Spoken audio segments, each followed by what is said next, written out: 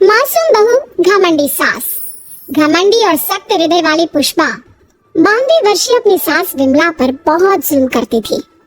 ससुर के गुजर जाने के बाद से पुष्पा ने अपनी सास विमला का जानवरों से भी बदतर हाल कर दिया था। वो उसकी गिनती घर के नौकरों में करती, उसे अलग थाली में खाना देती, रहने के लिए अलग छोटा सा कमरा।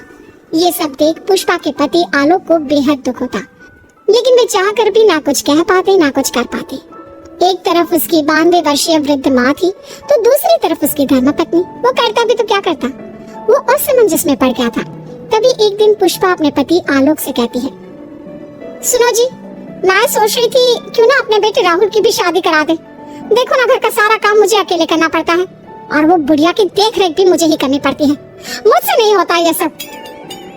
ठीक है, हम राहुल के लिए लड़के देखना शुरू करते हैं। वैसे भी अब उसकी उम्र हो चुकी है।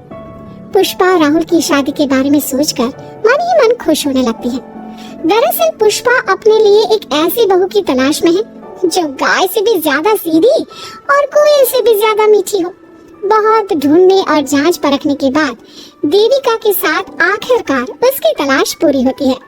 वो देविका को राहुल के लिए पसंद कर लेती है और एक अच्छा सा मुहूर्त देखकर उनकी शादी करा देती है। ऊंचे संस्कार और सरल स्वभाव वाली देविका ने ससुराल में पहले दिन से ही सबका दिल जीत लिया। वो रोजाना अपने ससुराल में दिन की शुरुआत पूजा पाठ से करती और सबका अच्छे से ख्याल रखती। एक दिन देविका सबके लिए डाइनिंग टेबल पर प्लेट लगाती है। सभी लोग टेबल के पास आकर बैठ जाते हैं। देविका अपनी दादी सास का भी हाथ पकड़कर उन्हें डाइनिंग टेबल पर बिठाती है और उन्हें खाना परोस ही रही होती है कि पुष्पा उसे रोक लेती है। ठहरो देविका। क्या हुआ मम्मी जी?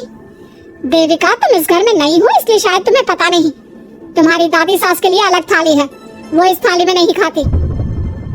देविका मुड़कर विमला की तरफ देखती है और फिर अपनी सास पुष्पा से प्रश्न करती है, लेकिन मम्मी जी, रसोई में तो यही प्लेट थी।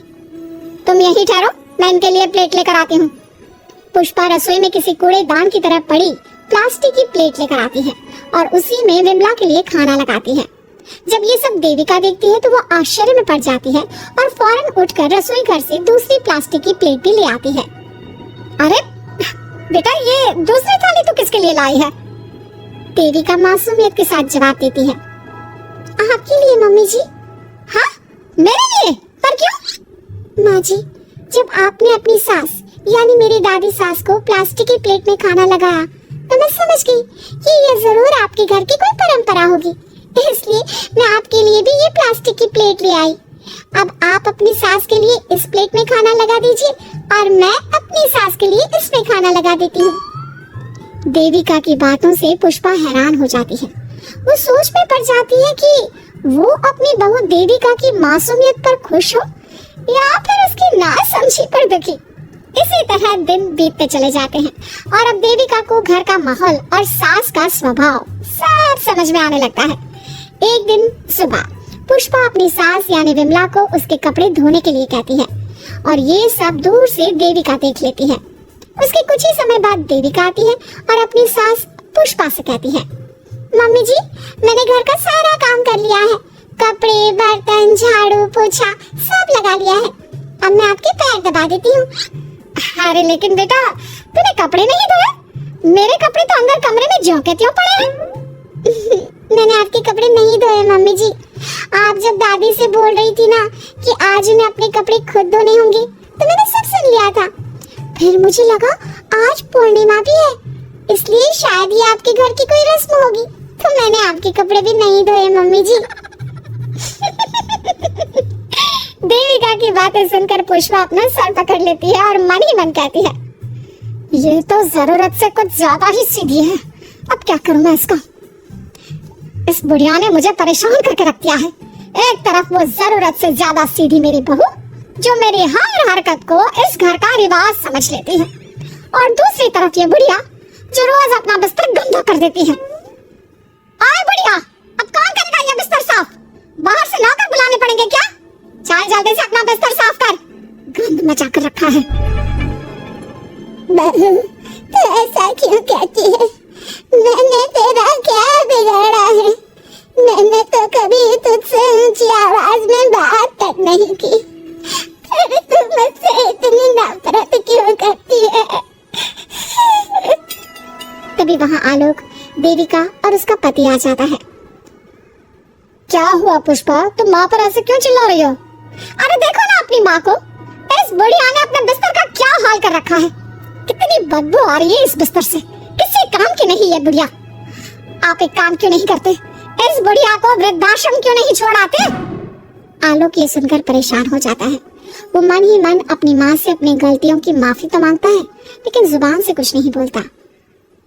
बहू ऐसा मत कर बेटा, तू जैसा बोलेगी मैं ठीक वैसा ही करूंगी। मैं अभी इस बिस्तर को साफ कर देती हूँ, पर प्लीज मुझे इस घर से मत निकाल। यह घर मेरे पति की आखिरी निशानी है। मैं अपनी अंतिम सांस तक इसी घर में रहना चाहती हूँ।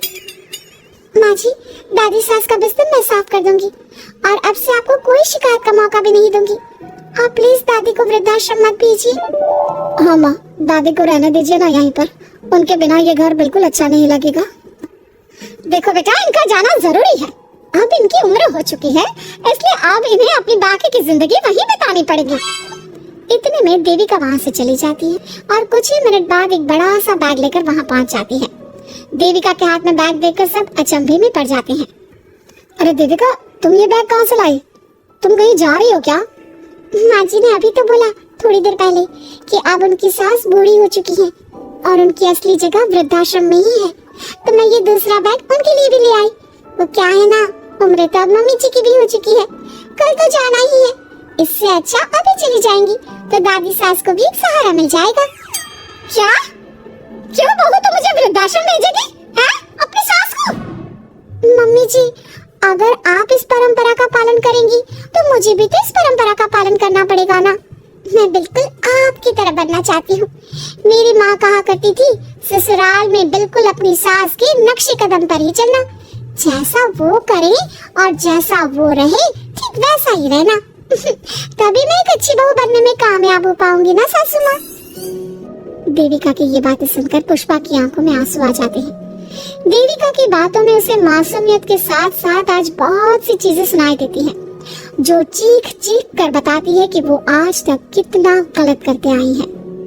बेटा, तूने तो मेरी आंखें खोल दी। अपने ससुर के देहांत के बाद मैंने न जाने अपनी सास पर कितने अत्याचार किए, उन्हें कितना जलील किया, खरी खोटी सुनाई। आज अगर तू नहीं होती तो मुझे कभी अपनी गलतियों का एहसास तक नहीं होता। देर से ही सही, आपको अच्छे बुरे का एहसास हुआ, यही बहुत बड़ी बात है। मम्मी जी, तो अब आपके सामान का क्या करना है? अरे जा जाकर इसे मेरे कमरे में रख कर आ जा, अब कोई कहीं नहीं जाएगा, सब यहीं साथ में रहेंगे। बहू, मुझे समझ में नहीं आ रहा मैं तेरा किन शब्दों में धन्यवाद कहूँ। जो चीज तूने 2 दिन में पुष्पा को समझा दी, वो मैं बरसों से कहने की हिम्मत तक ना कर सका। पापा जी, जरूरी नहीं कि हर बात कहकर भी बताई जाए, कभी कभी अपनी गलतियों का एहसास कराना भी जरूरी होता है। और मैंने भी मम्मी जी के साथ ठीक वैसा ही किया, उन्हें उनकी गलतियों का एहसास कराया और देखिए आज सब ठीक हो गया। सच में देविका, तुमने आज हम सबको बहुत बड़ी सीख दी है। अब पुष्पा सुधर जाती है और घर की पूरी जिम्मेदारी देविका को सौंप देती है और अब उनका परिवार एक सुखी और समृद्ध परिवार की तरह रहने लगता है।